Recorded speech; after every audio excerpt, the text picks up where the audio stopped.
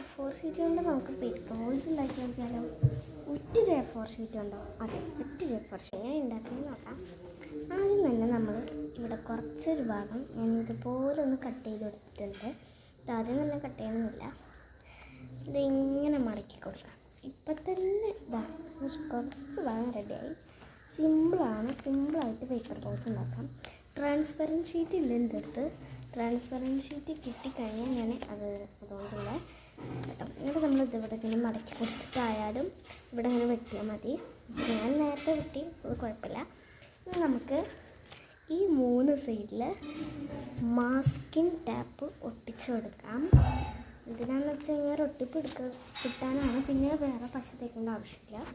Masking tap പിന്നെ ഒരു ഭംഗി കൂടി കിട്ടും. അപ്പോൾ നമുക്ക് ഒട്ടിച്ചിട്ട് വരാം.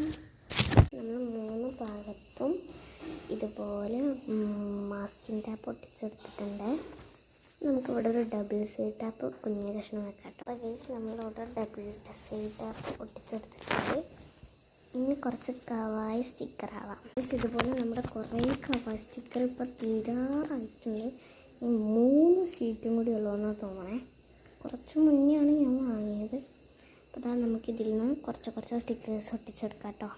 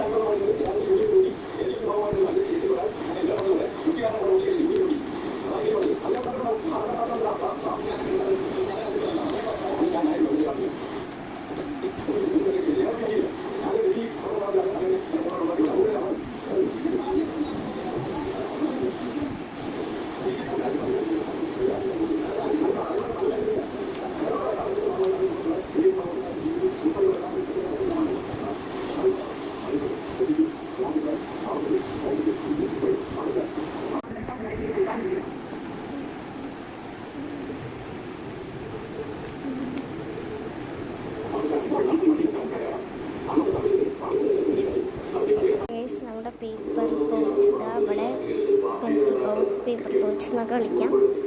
ഇത് ബസ് വരെ ഇവിടെ റെഡി ആയിട്ടുണ്ട്. നമുക്കിതിൻ്റെ ഇത്താക്കാണ്. ഇതുപോലത്തെ ഒരെണ്ണം ഞാൻ ഉണ്ടാക്കിയിട്ടുണ്ട്, പക്ഷേ വീഡിയോ ഒന്നും ഇട്ടിട്ടില്ല. ഇത് എൻ്റെ ഇത്താക്ക് കൊടുക്കാനാണ്. നമുക്ക് കൊടുക്കാം.